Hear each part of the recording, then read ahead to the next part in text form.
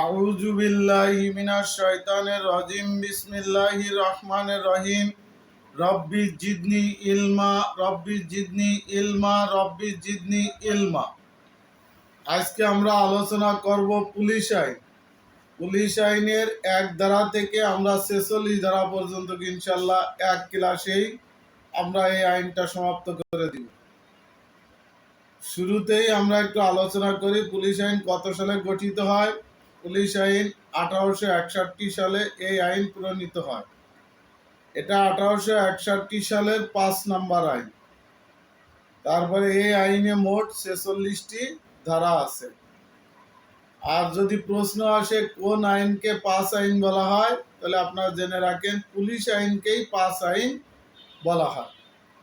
Police আইনের 1 ধারায় হচ্ছে সংজ্ঞাসমূহ, আর এই সংজ্ঞাসমূহ নিয়েই পরবর্তীতে বিভিন্ন জায়গায় এই বিষয়গুলো নিয়েই আলোচনা পুলিশ আইনটা। আর এখানে 10টি সংজ্ঞার কথা বলা আছে, আমরা জাস্ট ছোট ছোট করে একটু জেনে নিই। প্রথমে আছে জেলা ম্যাজিস্ট্রেট। জেলা ম্যাজিস্ট্রেট বলতে তিনি একটি জেলার প্রশাসনিক দায়িত্বে থাকবেন। এছাড়াও তিনি বিচারক হিসেবেও কাজ করতে পারেন। তিনি হচ্ছে জেলা ম্যাজিস্ট্রেট। এরপরে আছে শুধু ম্যাজিস্ট্রেট। এই ম্যাজিস্ট্রেট একটি ক্ষমতার অধিকারী থাকতে পারেন অথবা একাধিক ক্ষমতারও অধিকারী থাকতে পারেন, যেমন টিয়ন। এরপরে হচ্ছে পুলিশের সংজ্ঞা। আমরা যে পুলিশ, এই পুলিশের সংজ্ঞা, এখানে পুলিশ বলতে সমস্ত কর্মচারীকেই বোঝানো হয়েছে। তা পুলিশ আইনে সকল কর্মচারী হচ্ছে পুলিশ। এরপরে হচ্ছে সুপারেন্ট অফ পুলিশ। সুপারেন্ট অফ পুলিশ বলতে এখানে বোঝানো হয়েছে পুলিশ সুপার বা সহকারী পুলিশ সুপারকে সুপারেন্ট অফ পুলিশ বোঝানো হয়েছে। এরপরে সম্পত্তি। পুলিশ আইনে সম্পত্তি বলতে যেটাকে বোঝানো হয়েছে অস্থাবর সম্পত্তি সম্পর্কে বোঝানো হয়েছে। আর এই অস্থাবর সম্পত্তি বলতে যেটা আমরা বুঝি সেটা হচ্ছে টাকা পয়সা স্বর্ণ অলংকার এইগুলো। তারপরে বোঝানো হয়েছে মাস, যেটা আমাদের বর্ষপঞ্জিকার যে মাস সেটাকে বোঝানো হয়েছে। এরপরে আমরা যেটা পড়াইছি সেটা হচ্ছে গবাদি পশু। এখানে গবাদি পশু বলতে যেটা বোঝানো হয়েছে এটা শিংযুক্ত হইতে পারে, শিংবিহীনও হইতে পারে। শিংযুক্ত যেটা গরু, ছাগল, হরিণ, এইগুলো আছে শিংযুক্ত। আর হাঁস, মুরগি, হাতি, ঘোড়া, এইগুলো হচ্ছে শিংবিহীন। এগুলো সব গবাদি পশু। এরপরে আছে ব্যক্তি। এই ব্যক্তি বলতে আমরা যেটা বোঝাই এখানে কোনো কোম্পানি বা কর্পোরেশনকে বোঝায়।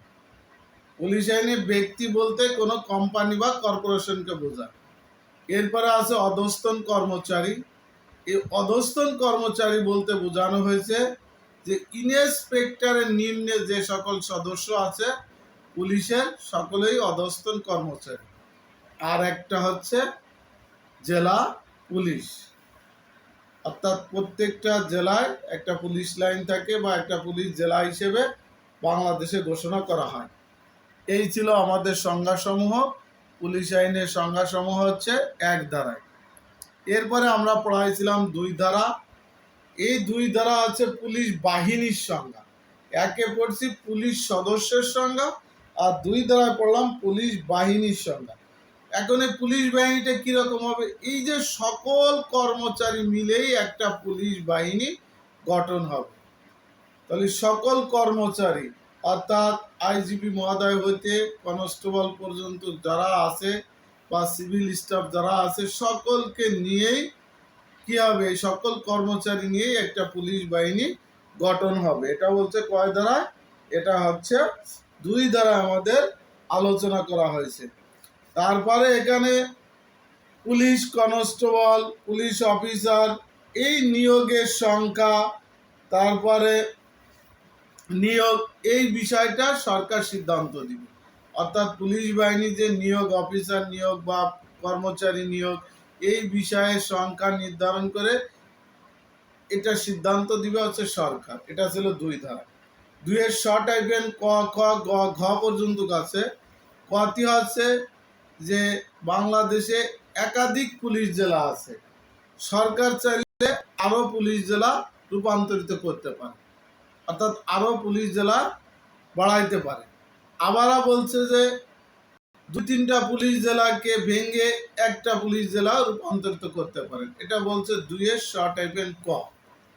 2 এর শ টাইপের খতে আমরা পড়াইছিলাম যে এই যে পুলিশ কর্মচারীদের বেতন ভাতাদি সুযোগ সুবিধা এটা সরকার নির্ধারণ করবে।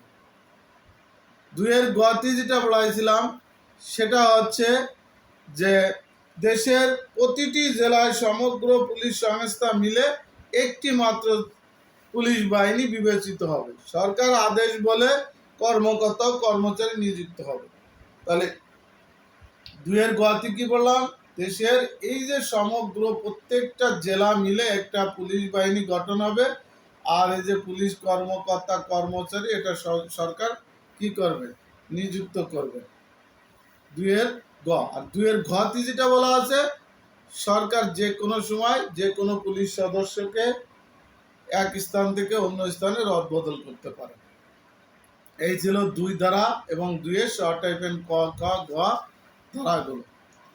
এরপরে আমরা পড়াইছিলাম 3 ধারা। একটু সবাই মনোযোগ দিবেন। 3 ধারা হচ্ছে এই পুলিশ বাহিনীকে কে তত্ত্বাবধান করবেন। এই পুলিশ বাহিনীকে কিন্তু সরাসরি সরকার তত্ত্বাবধান করবে। আর এই সরকারের অনুমতি ব্যতীত অন্য কোনো সংস্থা বা আদালত কি করতে পারবে না,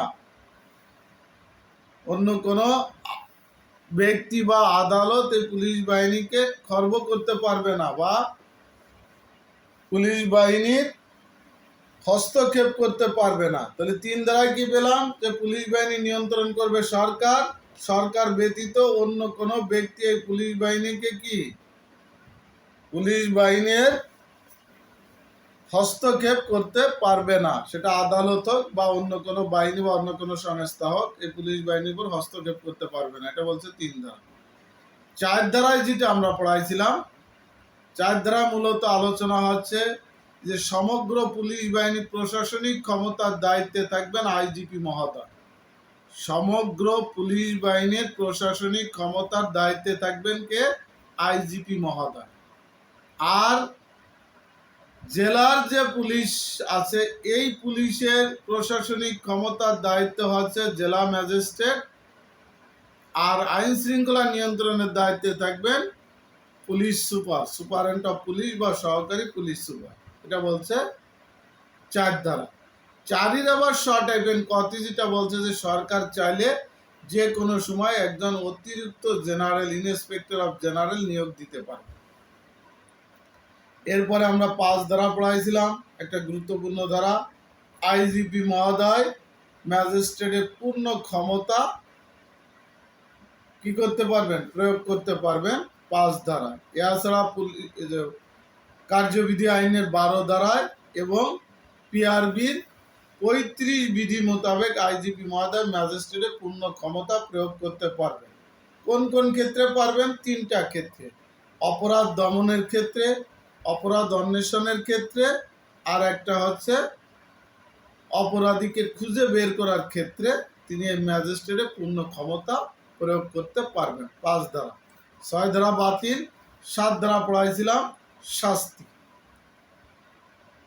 একমাত্র পুলিশ আইনের এই 7 ধারা মোতাবেকই পুলিশ অফিসাররা শাস্তি দিতে পারে, আর বাকি যত ধরনের শাস্তি আছে এটা ম্যাজিস্ট্রেটের কথা বলা হয়েছে। আমরা সামনে গত দিনগুলো পড়ছি, আজকেও বললাম যে শুধু 7 ধারা মোতাবেক পুলিশ অফিসার শাস্তি দিতে পারে, আর বাকি শাস্তিগুলো 28 ধারা, 29 ধারা, তারপর 32 ধারা, 34 ধারা, 34-এ শ টাইপের ক ধারা, এগুলো শাস্তির কথা বলা আছে।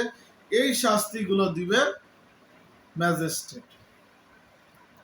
এবার আমরা 7 ধারায় যেটা পড়াইছিলাম যে 4 ধরনের অফিসার 3 ধরনের অপরাধের জন্য 2 ধরনের শাস্তি দিয়ে থাকেন। একটু লিখে জানাবেন কয় ধরনের অফিসার, 4 ধরনের অফিসার 3 ধরনের অপরাধের জন্য 2 ধরনের শাস্তি দিয়ে থাকেন। এই 4 ধরনের অফিসার হচ্ছে আইজিপি মহোদয়, সহকারী আইজিপি মহোদয়, ডিআইজি মহোদয় আর সুপারিনটেন্ডেন্ট অফ পুলিশ এসপি।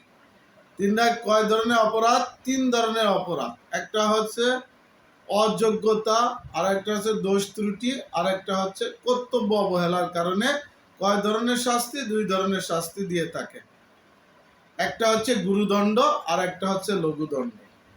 এই গুরুদণ্ড আবার 5 ভাবে দিয়ে থাকেন, লঘুদণ্ড 5 ভাবে দিয়ে থাকেন। গুরুদণ্ড 5 ভাবে কি কি ভাবে দেয়? চাকরির ক্ষেত্রে 2টা, আর পদোন্নতির ক্ষেত্রে 2টা, আর বেতনের ক্ষেত্রে 1টা। সহজ ভাষা, চাকরি 2টা, পদোন্নতি 2টা, বেতনের 1টা।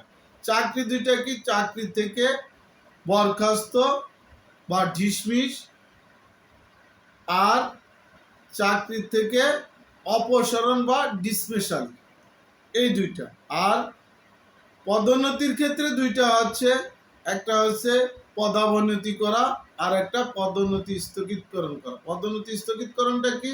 যে আগামী 5 বছর আপনি আর পদোন্নতি পরীক্ষায় অংশগ্রহণ করতে পারবেন না। এই হলো 4টা। আর একটা হচ্ছে বেতন বৃদ্ধি স্থগিতকরণ। বেতন বৃদ্ধি স্থগিতকরণটা কি? যে আপনার 2 বছরের জন্য বেতন হেল্ড অফ করে রাখলো, স্থগিত করে রাখলো, 2 বছর কোনো ইনক্রিমেন্ট পাবেন না। এই 5 ধরনের শাস্তি দিয়ে থাকেন। কোন ক্ষেত্রে? এই যে আপনার গুরুদণ্ডের ক্ষেত্রে। আর লঘুদণ্ডের ক্ষেত্রে আবার 5 ধরনের শাস্তি দেওয়া হয়।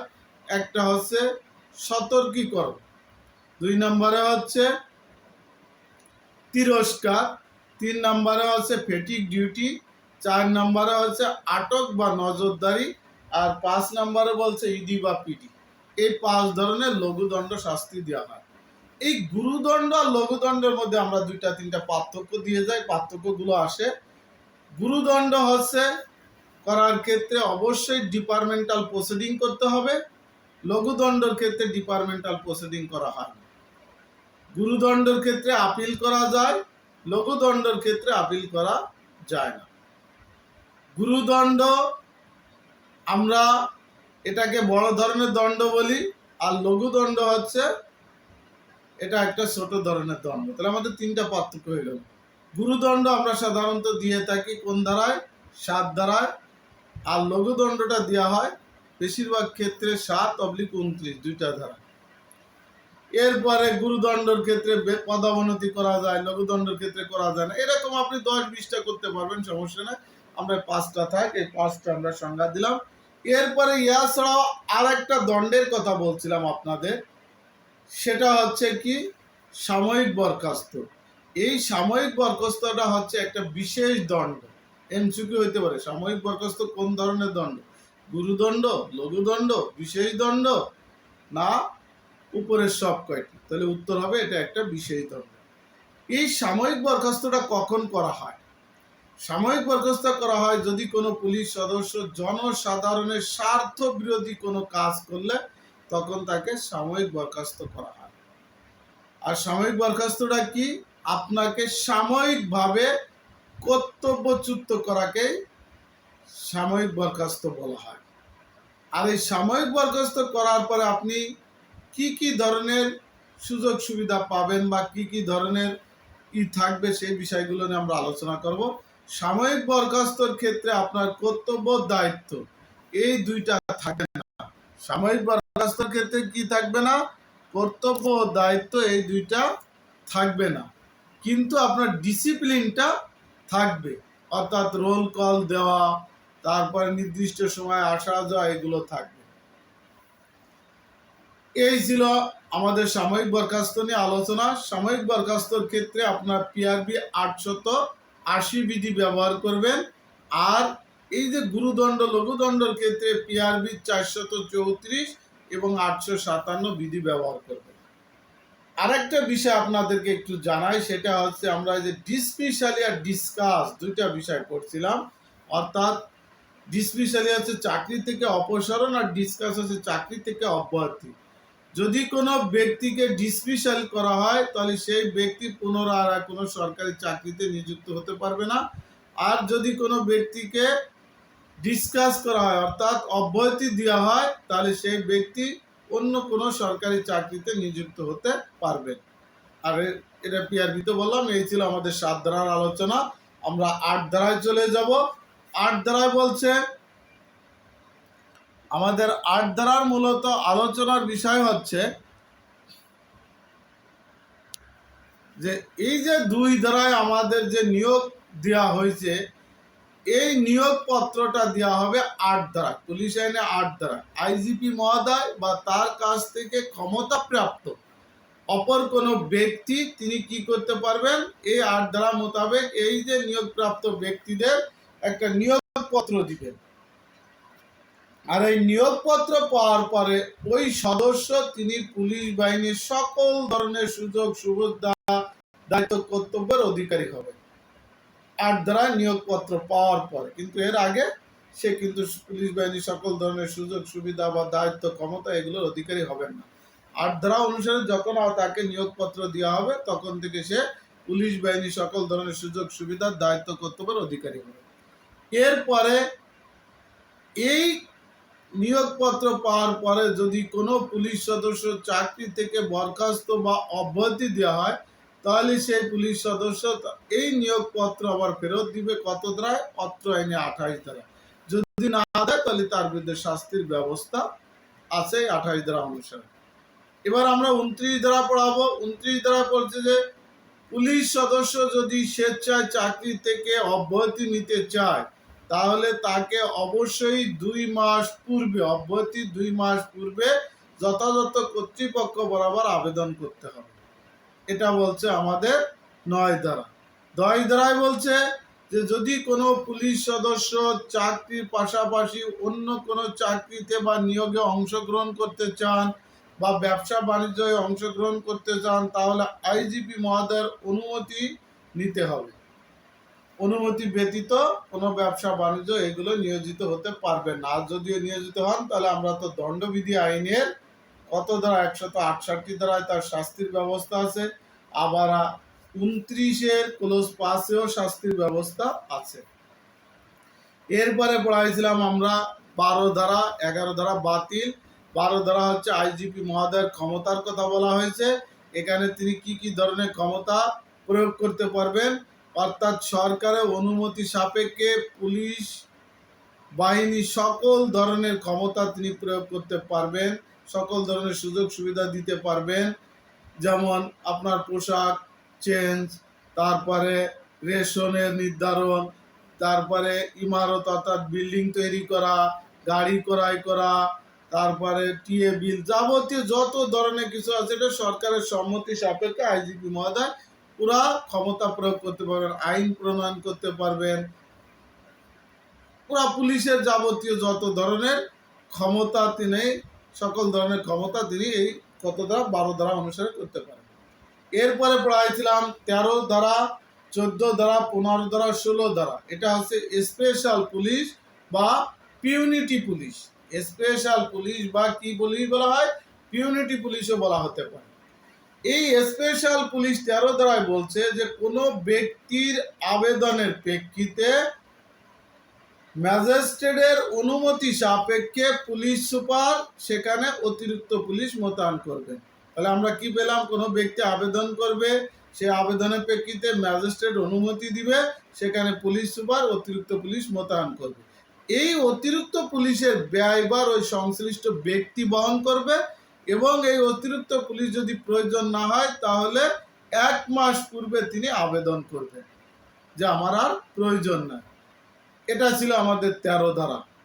14 ধারায় বলছে 3টা ক্ষেত্রে, কলকারখানা, তারপর রেলপথ আর খাল খননের ক্ষেত্রে যদি অতিরিক্ত পুলিশের প্রয়োজন হয় তাহলে ওই কলকারখানা মালিক বা এই যে খাল বা রেলপথের যারা কার্যক্রমের সাথে যুক্ত তাদের আবেদনের প্রেক্ষিতে আইজিপি মহোদয়, তাদের আবেদনের প্রেক্ষিতে আইজিপি মহোদয় সেখানে অতিরিক্ত পুলিশ মোতায়েনের জন্য নির্দেশ দিবেন। আর এই অতিরিক্ত পুলিশের ব্যয়ভার ওই সংশ্লিষ্ট আবেদনকারী ব্যক্তিরাই বহন করবে। 14 ধারা। 14 আবার শর্ট টাইপের ক আছে, সেটা হচ্ছে রেলওয়ে বাহিনীর রক্ষী বাহিনী যারা আছে তাদেরকে সরকারের অনুমতি সাপেক্ষে আইজিপি মহোদয় পুলিশ বাহিনীতে গেজেট প্রকাশের মাধ্যমে নিয়োগ দিতে পারে। তাহলে আমরা 1400 টাইপের কতে কি পেলাম, যে রেলওয়ে বাহিনীর যারা রক্ষী বাহিনী হিসেবে কর্মরত আছেন তাদেরকে সরকারের অনুমতি সাপেক্ষে আইজিপি মহোদয় গেজেট প্রকাশের মাধ্যমে পুলিশ বাহিনীতে তাদেরকে নিয়োগ দিতে পারেন। 1400 টাইপের ক। 15 ধারায় যেটা বলছে যে সরকার কোনো উপদ্রব বা বিপজ্জনক এলাকা হিসেবে ঘোষণা করতে পারে। সরকার কোনো স্থানকে কি উপদ্রব বা বিপজ্জনক এলাকা হিসেবে ঘোষণা করতে পারে এবং এই উপদ্রব এবং বিপজ্জনক এলাকায় সরকারের নির্দেশে আইজিপি মহোদয় অতিরিক্ত পুলিশ মোতায়েন করবে। এটা 15 ক্লোজ একে আছে, ঘোষণা দিবেন সরকার, আর অতিরিক্ত পুলিশ মোতায়েন করবেন 15 ক্লোজ 2-এ। 15 ক্লোজ 3-এ বলছে এই অতিরিক্ত পুলিশের ব্যয়ভার কে বহন করবে। এই অতিরিক্ত পুলিশের ব্যয়ভার সেখানকার যারা অধিবাসী আছে তারা বহন করবে। এরপরে হচ্ছে আমাদের 4ই বলছে যে এই ব্যয়ভারটা কে কিভাবে দিবে, এটা কে নির্ধারণ করবে। সেখানকার যিনি জেলা ম্যাজিস্ট্রেট অথবা অন্য কোনো ম্যাজিস্ট্রেটকে যদি দায়িত্ব দেওয়া হয় তাহলে তিনি এই ব্যয়ভারটা নির্ধারণ করবে। এটা 4ই বলছে। 5-এ বলছে সরকার চাইলে ওই অধিবাসীদের এই যে ট্যাক্স অর্থাৎ ব্যয়ভারটা মওকুফ করতে পারে। আর এই ট্যাক্সটাকে কি বলা হয়, পিউনিটি ট্যাক্সও বলা হয়। এটা বলছে 5-এ। 6-এ আমরা কি পেলাম, এই যে সরকার যে এক ধারা মোতাবেক যে আদেশ দিল এই আদেশ কতদিন পর্যন্ত বলবৎ থাকবে তা এই আদেশে উল্লেখ থাকতে হবে। এটা বলছে 15 ধারায়। আর এই যে 13, 14, 15 এই যে অতিরিক্ত পুলিশের ক্ষেত্রে পিআরবি ব্যবহার করবেন 667, 669, 670 বিধি, 667, 669 এবং 670 বিধি। এবারে 16 ধারায় যেটা বলা আছে, 16 ধারায় বলছে যে এই যে 13 ধারা, 14 ধারা, 15 ধারার যে ব্যয়ভারের কথা বলা হয়েছে, এই ব্যয়ভার যদি কোনো ব্যক্তি দিতে অপারগতা প্রকাশ করে বা দিতে না চায় তাহলে এই ব্যয়ভার উঠানোর জন্য ম্যাজিস্ট্রেট ওই সব ব্যক্তিদের বিরুদ্ধে ফৌজদারি মামলা দায়ের করে তিনি কি করতে পারবেন, এই ব্যয়ভার গ্রহণ করতে পারবেন। 16 ধারায় কিন্তু এটা বলছে। 17, 18, 19, 20 এই 3টা ধারা হচ্ছে স্পেশাল পুলিশের ধারা। স্পেশাল পুলিশ বলতে পারেন, অতিরিক্ত বিশেষ পুলিশ বলতে পারেন, আবার অনেক ক্ষেত্রে কেউ কমিউনিটি পুলিশও বলতে পারে। এখন এই যে স্পেশাল পুলিশটা কিভাবে নিয়োগ দেওয়া হয় সেই সম্পর্কে 17 ধারা আলোচনা করা হয়েছে। এখানে পুলিশ পরিদর্শক এর আবেদনের প্রেক্ষিতে ম্যাজিস্ট্রেটের অনুমতি সাপেক্ষে ওই এলাকার জনগণের মধ্যে হতে যে পুলিশ নিয়োগ দেওয়া হয় তাকেই স্পেশাল পুলিশ বলা হয়। তাহলে আবেদন করবেন কে, পুলিশ পরিদর্শক। অনুমতি দিবেন কে, ম্যাজিস্ট্রেট। আর কোথায় থেকে নিয়োগ হবে, ওই এলাকার যারা অধিবাসী আছে বা জনগণ আছে তাদের মধ্য থেকে। কি নিয়োগ দেওয়া হবে, স্পেশাল পুলিশ নিয়োগ দেওয়া হবে। এটা বলছে 17 ধারা। 17 আবার ক্লোজ 2-এ বলা আছে যে এই স্পেশাল নিয়োগ সম্পর্কে পুলিশ সুপারকে অবগত করতে হবে। কাকে অবগত করতে হবে, পুলিশ সুপারকে। এটা ছিল 17 ক্লোজ 2। 18 ধারা, এই যে স্পেশাল পুলিশ আমরা 17 ধারায় নিয়োগ দিলাম, এই স্পেশাল পুলিশের ব্যয় বা সুযোগ সুবিধা কে বহন করবে। এই স্পেশাল পুলিশের ব্যয় বা সুযোগ সুবিধা সরকার বহন করবে। অর্থাৎ এই স্পেশাল পুলিশ যখন নিয়োগ হবে তখন তারা এই সাধারণ পুলিশের মতো সকল ধরনের সুযোগ সুবিধা প্লাস ক্ষমতা ও কর্তব্য পাবে। কত ধারা, 18 ধারা অনুসারে। 19 ধারায় বলছে যে এই স্পেশাল পুলিশ যদি কর্তব্য অবহেলা করে তাহলে তাকে ম্যাজিস্ট্রেট 50 টাকা পর্যন্ত জরিমানা করতে পারবে। তাহলে কে জরিমানা করতে পারবেন, ম্যাজিস্ট্রেট। কাকে, এই স্পেশাল পুলিশকে। কি কারণে, কর্তব্য অবহেলা করার জন্য। 20 ধারায় বলছে এই যে স্পেশাল পুলিশ সে তার নির্দিষ্ট ক্ষমতা ব্যতীত অন্য কোনো ক্ষমতা প্রয়োগ করতে পারবেন না। তাহলে স্পেশাল পুলিশ কি তার নির্দিষ্ট ক্ষমতা ব্যতীত অন্য কোনো ক্ষমতা প্রয়োগ করতে পারবেন না। কি রকম ক্ষমতা? যে তাকে ট্রাফিক হিসেবে নিয়োগ দেওয়া হয়েছে, সে শুধু ট্রাফিকের সিগন্যালের কার্যক্রমই করতে পারবেন, কিন্তু সে কাউকে গ্রেফতার করতে পারবেন না, বা থানায় যে কোনো আসামিকে গ্রেফতার করতে পারবেন না। এটাই বলছে 20 ধারা। 21 ধারা বাতিল, 22 ধারা আমরা পড়াইছিলাম, সেটা হচ্ছে এই যে আমাদের পুলিশ, আমরা বলি না যে পুলিশ সর্বক্ষণ কর্মরত থাকে, এই যে 22 ধারা অনুসারে পুলিশ সর্বক্ষণ কর্মরত বা অন ডিউটিতে থাকবে, অর্থাৎ 24 ঘন্টার জন্য পুলিশ নিয়োজিত।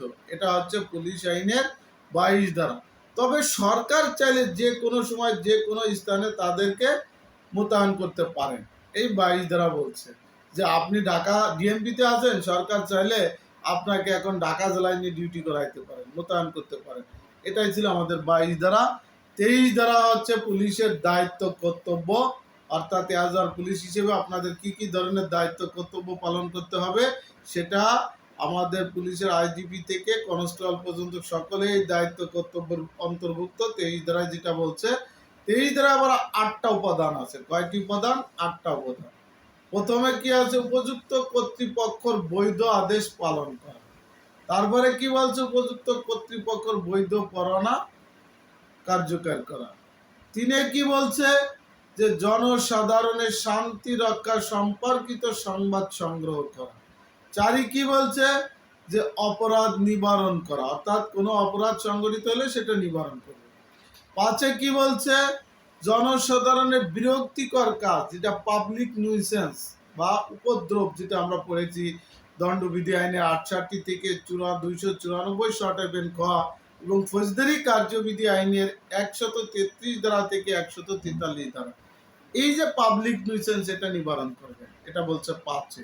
6 বলছে অপরাধের বৃত্তান্ত অনুসন্ধান করবেন। 7 বলছে অপরাধীকে বিচারার্থের জন্য আদালতে প্রেরণ করবেন। আর 8 যেটা বলছে গ্রেপ্তারযোগ্য ব্যক্তিকে গ্রেপ্তার করবেন।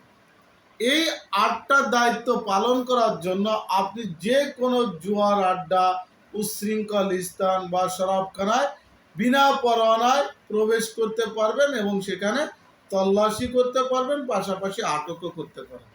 পুলিশ আইনের 23, পিআরবির 118 পিথি। এই ছিল আমাদের পুলিশ আইনের 23 ধারা। আমরা 24 ধারা পড়াবো, যে পুলিশ কোনো অপরাধের সংবাদ যদি ম্যাজিস্ট্রেটকে দিতে চান, তাহলে 24 ধারা অনুসারে ম্যাজিস্ট্রেটকে সংবাদ দিয়ে থাকে। এর সাথে পিআরবি 213 বিধি। ইহা ছাড়া পুলিশ যদি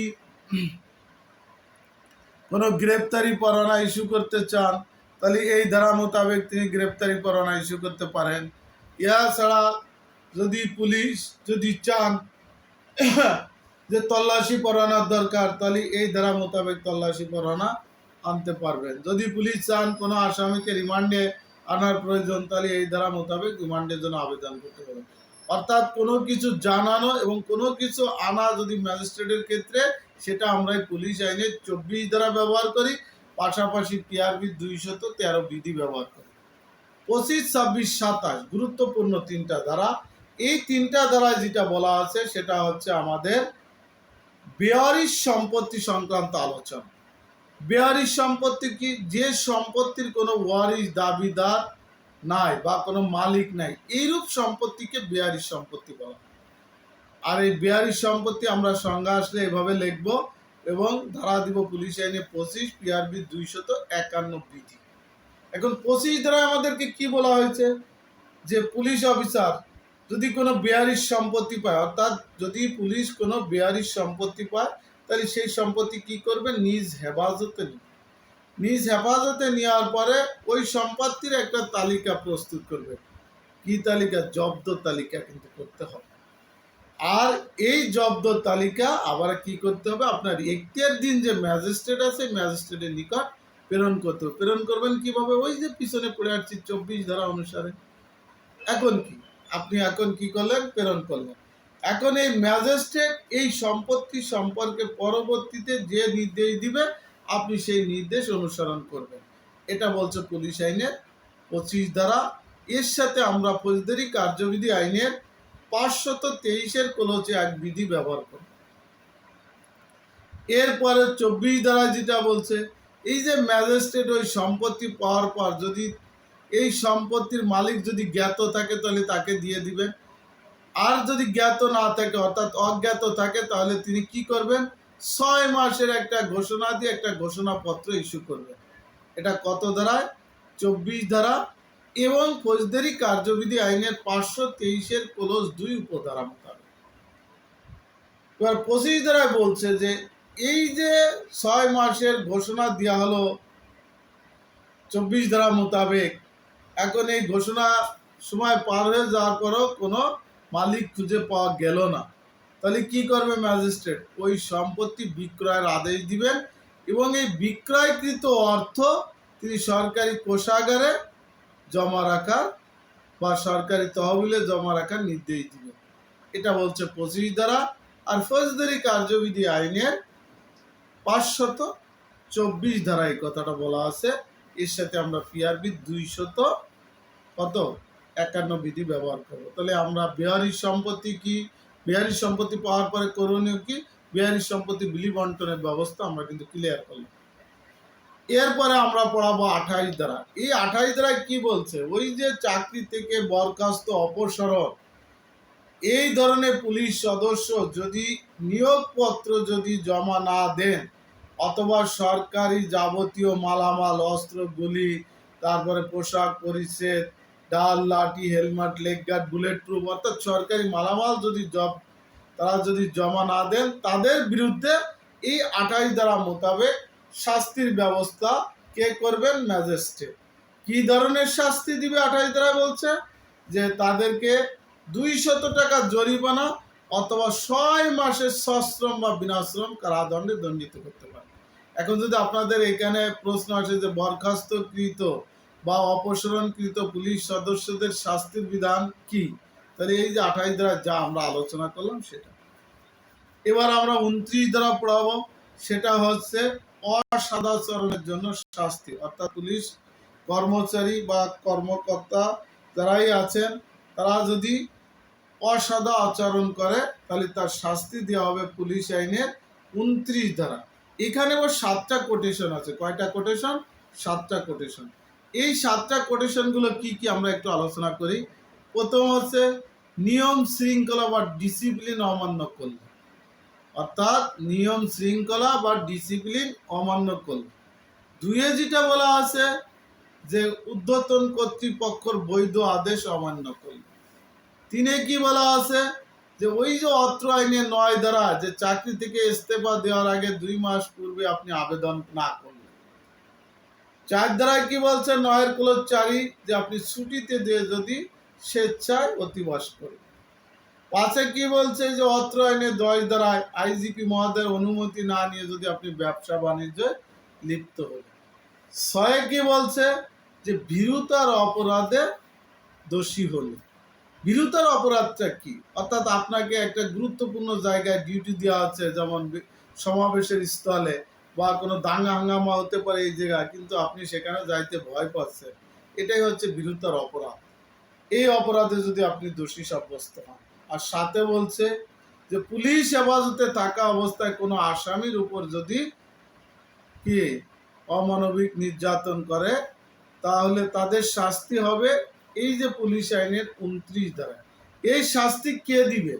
এই শাস্তি এই 29 ধারা এই ধরনের অপরাধ করলে এই ধরনের পুলিশ সদস্যকে ম্যাজিস্ট্রেটের নিকট প্রেরণ করবেন। ম্যাজিস্ট্রেট আবার তাকে কি করবেন? 3 মাসের সশ্রম বিনাশ্রম কারাদণ্ড অথবা 3 মাসের সম পরিমাণ অর্থ দণ্ডে দণ্ডিত করতে পারে। এর সাথে পিআরবি আমরা 434 বিধি ব্যবহার করব। এরপরে যে ধারাটা পড়াবো 30 ধারা, খুবই একটা গুরুত্বপূর্ণ ধারা। এটা হচ্ছে সভা, সমাবেশ, মিছিল, মিটিং নিয়ন্ত্রণ করার ক্ষমতা। তাহলে এখানে কি বলছে 30 ধারায়? 30-এর আবার ক্লোজ 1, 2, 3, 4টা পার্ট আছে। 30-এর ক্লোজ 1 বলছে পুলিশ সুপার বা সহকারী পুলিশ সুপার, কথাটা মনে রাখেন, কে?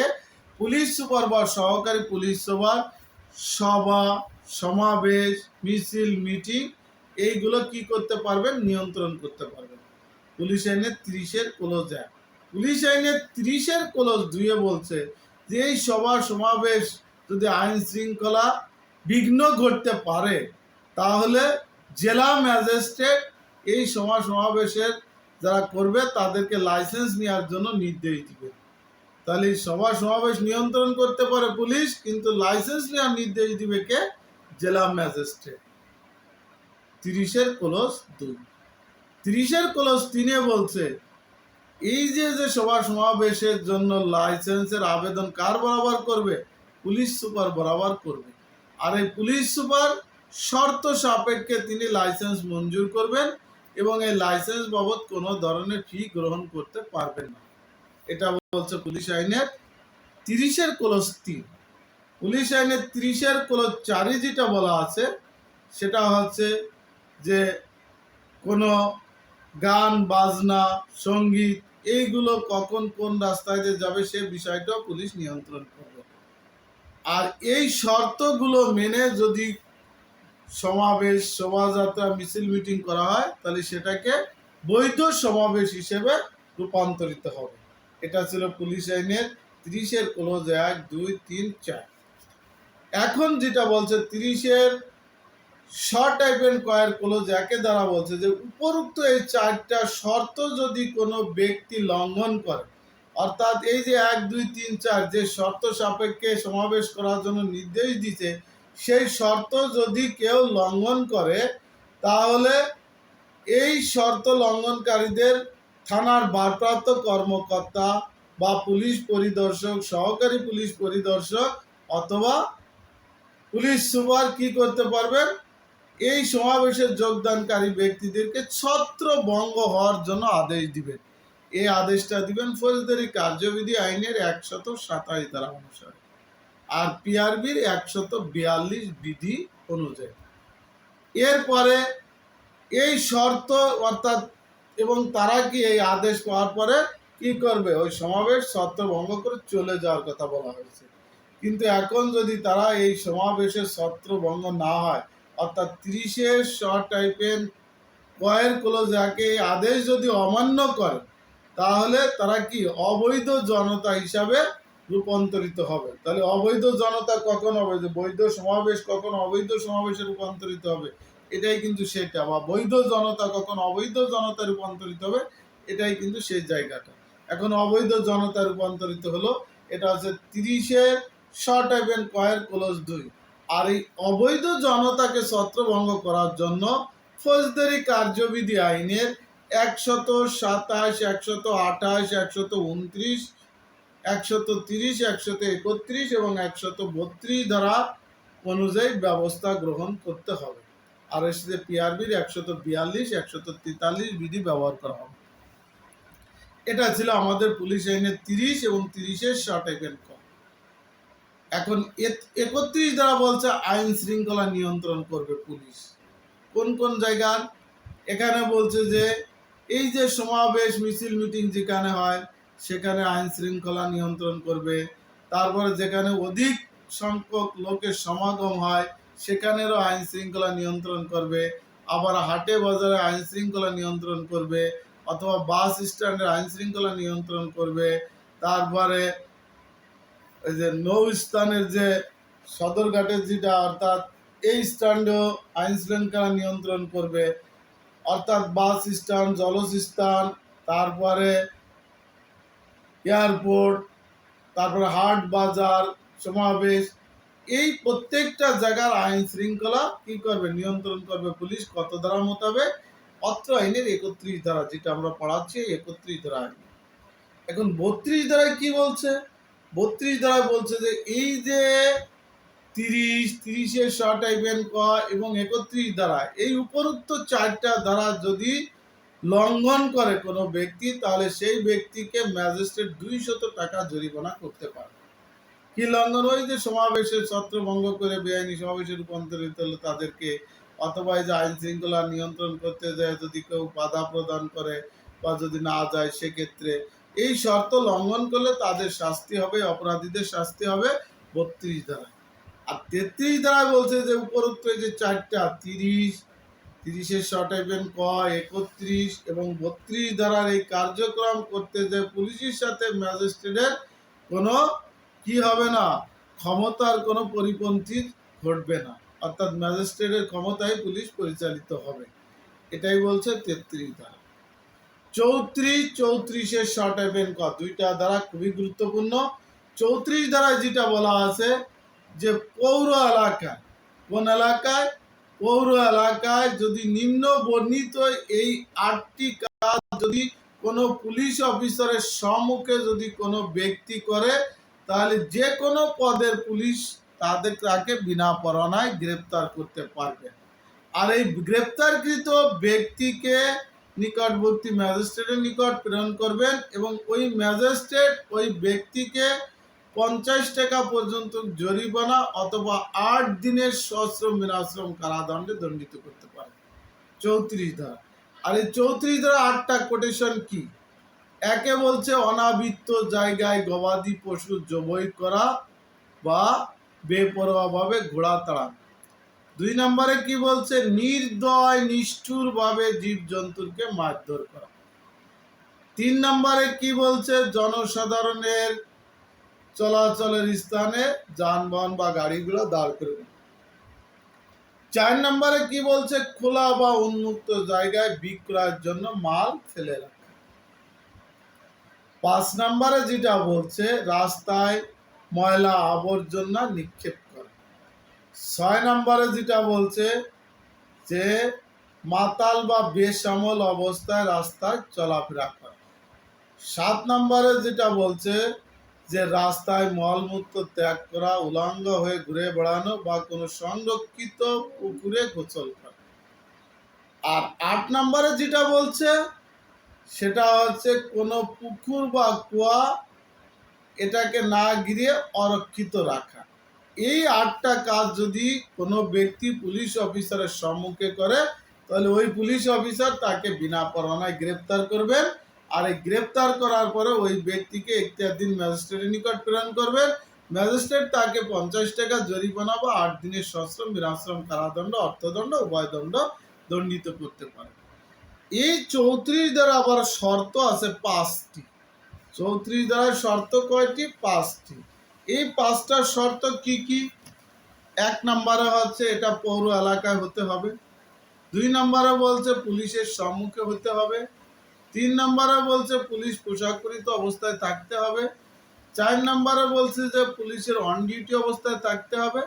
5 বলছে জনসাধারণের বিরক্তিকর কাজ হতে হবে। এই 5টা শর্ত। এই ছিল আমাদের 34 ধারা। এর সাথে আমরা পিআরবি 316 বিধি ব্যবহার করব। এবার 34 শর্ট এভেন ক, খুবই গুরুত্বপূর্ণ একটা ধারা। এখানে ক্লোজ 1, 2, 3 তিনটা পার্ট আছে। এখানে বলছে যে চিত্ত বিনোদনের বা বিনোদনের টিকিট নির্ধারিত মূল্যের চেয়ে অতিরিক্ত মূল্যে বিক্রয় বা প্রস্তাব করা। এখন একে কি বলছে? চিত্ত বিনোদনের টিকিট বা প্রেক্ষাগৃহের টিকিট বা বিনোদনের টিকিট নির্ধারিত মূল্যে ক্রয় করার পর যদি কোনো ব্যক্তি এই টিকিট অধিক মূল্যে বিক্রয়ের জন্য বা বিক্রয় করে বা কাউকে প্রস্তাব করে, তাহলে প্রস্তাব করলে, আর 2 বলছে এই ধরনের কাজ করলে ওই ব্যক্তিকে বিনা পরোয়ানায় গ্রেপ্তার করিয়া তাকে কি ম্যাজিস্ট্রেটের নিকট প্রেরণ করবে। ম্যাজিস্ট্রেট তাকে 100 টাকা জরিমানা অথবা 3 মাসের সশ্রম বিনাশ্রম কারাদণ্ডে দণ্ডিত করতে পারে। এখন এই ধরনের ব্যক্তিদেরকে কে গ্রেপ্তার করবে? এটা ক্লোজ 3 বলছে সাব ইন্সপেক্টর বা সার্জেন্ট তারা এই ধরনের অপরাধীকে বিনা পরোয়ানায় গ্রেপ্তার করতে পারে। তাহলে প্রথমে কি পেলাম? যে চিত্ত বিনোদনের টিকিট ক্রয় করার পর সেটা অধিক মূল্যে বিক্রয় করা যাবে না বা কাউকে প্রস্তাব করা যাবে না। যদি করে তাহলে তার শাস্তি হবে 100 টাকা জরিমানা অথবা 3 মাসের সশ্রম বিনাশ্রম কারাদণ্ড। আর এই কাজের জন্য পুলিশের সাব ইন্সপেক্টর অথবা সার্জেন্ট এই অপরাধীকে বিনা পরোয়ানায় গ্রেপ্তার করতে পারে। আর এর সাথে পিআরবি আমরা 316 বিধি ব্যবহার করব। এরপরে আমরা 35 ধারা পড়াবো আর 5-7 মিনিট আপনাদের কাছ থেকে সময় নিব। 35 ধারায় যেটা বলা আছে সেটা হচ্ছে যে কনস্টেবলের উপরে কোনো পুলিশ সদস্যদের মামলা তদন্তের ক্ষেত্রে ম্যাজিস্ট্রেটের ক্ষমতা সম্পূর্ণ কোনো ব্যক্তিকে দিয়েই তদন্ত করতে হবে। অর্থাৎ কনস্টেবলের উপরে কোনো পুলিশ সদস্যদের মামলা তদন্ত করার ক্ষেত্রে ম্যাজিস্ট্রেটের যে সমমর্যাদা এইরূপ কোনো অফিসারকে দিয়ে তদন্ত করতে হবে, এটা বলছে 35 ধারা।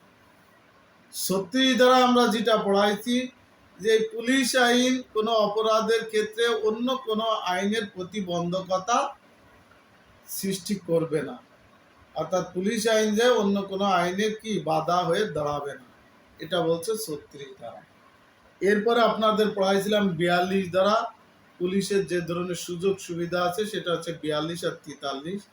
42 ধারায় যেটা বলছে যে কোনো পুলিশ সদস্যদের বিরুদ্ধে যদি মামলা রুজু করতে হয় তাহলে এই ঘটনার তারিখ হইতে 3 মাসের মধ্যে মামলা রুজু করতে হবে। 3 মাস পরে মামলা রুজু করলে সেটা গ্রহণযোগ্য হবে না। আর এই 3 মাসের মধ্যে মামলা রুজু করতে হলে 1 মাস পূর্বে তার ইউনিট কর্তৃপক্ষ অর্থাৎ পুলিশ সুপারকে জানাইতে হবে, অথবা বিবাদীকে জানাইতে হবে, বা ওই পুলিশ সদস্যকে জানাইতে হবে। এটা হচ্ছে বাধ্যবাধকতা, যেটা বলছে 42 ধারা। 42 ধারাটাকে আমরা বুঝতে পারছি যে পুলিশ সদস্যর বিরুদ্ধে যদি কেউ মামলা করতে চায় তাহলে 3 মাস পূর্বে মামলা করতে হবে, আর এই মামলা করার 1 মাস পূর্বে পুলিশ সুপারকে অবগত করতে হবে। আর কি বলছে, এই মামলা পুলিশ সুপার ছাড়া যে বিবাদী আছে তাকে অবগত করতে হবে, পাশাপাশি পুলিশ সদস্যকে অবগত করতে হবে। আর যদি কোনো পুলিশ সদস্যের বিরুদ্ধে ফৌজদারি মামলা দায় করা হয় তাহলে তার বিরুদ্ধে কিন্তু দেওয়ানি মামলা দায় করা যাবে না, এটা বলছে 42 ধারা। 43 ধারা বলছে যে পুলিশ অফিসারের বা পুলিশ সদস্যদের কাজের বিরুদ্ধে যদি কোনো মামলা রুজু হয় তাহলে ওই পুলিশ সদস্য এই কাজটি ম্যাজিস্ট্রেটের নির্দেশে করিয়াছে বলিয়া আত্মপক্ষ সমর্থন নিতে পারবে। অর্থাৎ এই যে পুলিশের আমরা ডিউটি করার কালে যদি কোনো অপরাধ সংগঠিত হয় আর এই অপরাধের ফলে যদি কোনো পুলিশ সদস্যের বিরুদ্ধে মামলা হয়, সেই মামলার পরিপ্রেক্ষিতে আদালতে যে সে বলতে পারবে যে আমি এই কাজটা ম্যাজিস্ট্রেটের নির্দেশে করিয়াছি, এই বলিয়া সে আত্মপক্ষ সমর্থন নিতে পারবে। এটা বলছে 43 ধারা। 44 ধারা একটা গুরুত্বপূর্ণ ধারা, এটা হচ্ছে জেনারেল ডায়েরি। আমরা জেনারেল ডায়েরি কাকে বলে, প্রত্যেক থানা বা ফাঁড়িতে BP form number 65, Bangladesh form number 5365, এটা 200 পৃষ্ঠা বিশিষ্ট যে রেজিস্টার থাকে তাকেই জেনারেল ডায়েরি বলে। এই জেনারেল ডায়েরি প্রতিদিন সকাল 8টায় খোলা হয় এবং প্রতিদিন সকাল 8টায় বন্ধ করা হয়। এই জেনারেল ডায়েরি 2 কপি ইস্যু করা হয়। তারপরে এই জেনারেল ডায়েরির দায়িত্বে থানার ভারপ্রাপ্ত কর্মকর্তা নিজে থাকবে। এই জেনারেল ডায়েরি প্রতি 5 বছরে পুলিশ সুপারের নির্দেশক্রমে ধ্বংস করা যাবে। এই জেনারেল ডায়েরি আদালতে সাক্ষ্য হিসেবেও ব্যবহার করা যাবে। এখন আসেন যে এই জেনারেল ডায়েরিতে কি কি বিষয় উল্লেখ থাকে। জেনারেল ডায়েরিতে ধর্তব্য অপরাধ, অধর্তব্য অপরাধের বিষয়গুলো উল্লেখ থাকে। ইহা ছাড়া থানা এলাকার মধ্যে কোনো মৃত্যুর সংবাদ, কোনো দুর্ঘটনার সংবাদ, কোনো আবহাওয়ার সংবাদ, তারপরে আপনার পুলিশ সদস্যদের ছুটি, পুলিশ সদস্যদের ডিউটি, পুলিশ সদস্যদের সাক্ষী, আসামি আদালতে প্রেরণ হাজির, তারপরে মালামাল আদালতে প্রেরণ হাজির, প্রত্যেকটা বিষয়, পুলিশ সদস্য বাইরে থাকলে সেই বিষয়, হারানো বিষয়, প্রত্যেকটা বিষয় জেনারেল ডায়েরিতে লিপিবদ্ধ থাকবে। এমনকি আবহাওয়ার কি অবস্থা সে বিষয়টাও জেনারেল ডায়েরিতে লিপিবদ্ধ করা হবে, এবং জাতীয় পতাকা কখন উত্তোলন করা হয়েছে, কখন নামানো হয়েছে সেই বিষয়টাও কিন্তু জেনারেল ডায়েরিতে লিপিবদ্ধ করা হবে। অর্থাৎ টোটাল প্যাকেজ, অর্থাৎ থানা এলাকায় যাবতীয় যত ধরনের ঘটনা ঘটবে, যত ধরনের দুর্ঘটনা, সুখবর যা কিছু আছে সব কিছুই এই জেনারেল ডায়েরিতে লিপিবদ্ধ করা হয়। এই জেনারেল ডায়েরি আবার ফৌজদারি কার্যবিধি আইনের 154, 155 ধারা, পিআরবি 377 বিধি অনুসারে এটা রক্ষণাবেক্ষণ করা হয়। এই ছিল আমাদের জেনারেল ডায়েরি নিয়ে আলোচনা। আর একটা ধারা পড়াবো 45 ধারা। এই 45 ধারা বলছে সরকার পুলিশ ইন্সপেক্টর জেনারেল এবং অন্যান্য পুলিশ অফিসারদের রিটার্ন দাখিল করার জন্য নির্দেশ দিতে পারে। তাহলে এই যে এখন যেটা আমাদের ভিতরে চলছে যে প্রত্যেক পুলিশ সদস্য যাদের একটা নির্ধারিত বেতন কাঠামো আছে, এই গ্রেড পার হয়ে যাওয়ার পরে প্রত্যেক পুলিশ সদস্য কি করবে, তার রিটার্ন দাখিল করবে সরকারের নির্দেশে। সেটা হচ্ছে 45 ধারা। এই ছিল আমাদের পুলিশ আইনের আলোচনা। আমি এই ক্লাসটা কীরকম হলো সবাই একটু কমেন্ট করে জানাবেন। আর আগামীকালে বিষয়ে আমরা আলোচনা করব।